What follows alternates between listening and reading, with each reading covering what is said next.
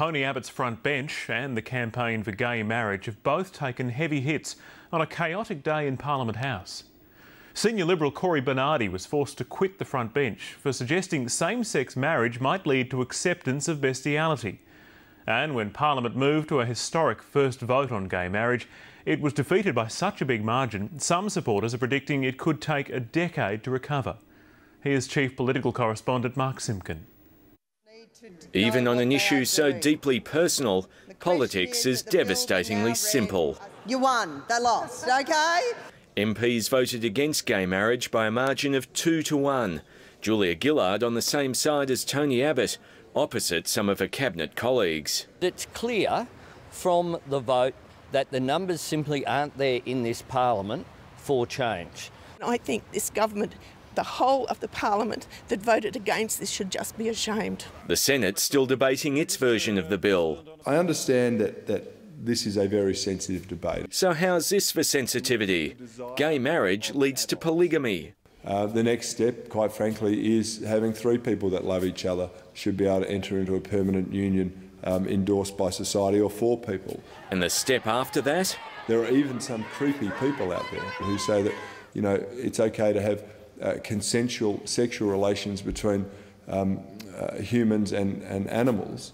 And, you know, will that be a future step? Will that be one of the things that say, well, you know, these 2 creatures love each other, you know, maybe they should be able to join in a union? Condemnation came quickly from all sides. His views are extreme, they are hysterical.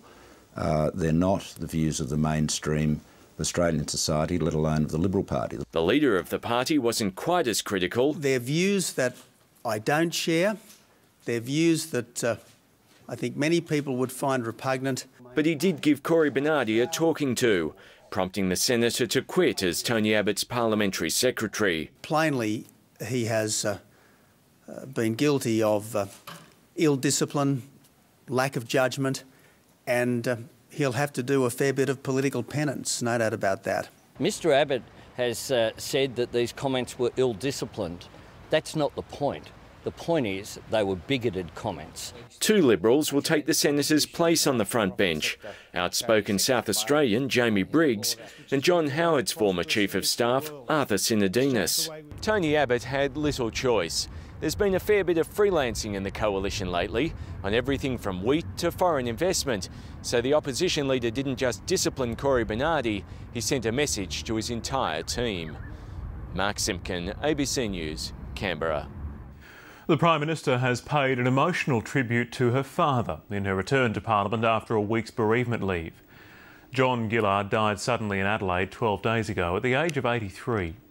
In a fond reflection on his life, the Prime Minister recalled listening to her father's records of Dylan Thomas poetry. But I grew up as a result listening to Dylan Thomas saying to his father to rage and rage against the dying of the light, to not go gentle into that good night. The last thing my father taught me was, in the life of a man, there is a moment to go gentle into that good night. And so it was. Thank you. Deputy Speaker, Tony Abbott paid his respects, saying it takes a remarkable parent to produce a Prime Minister.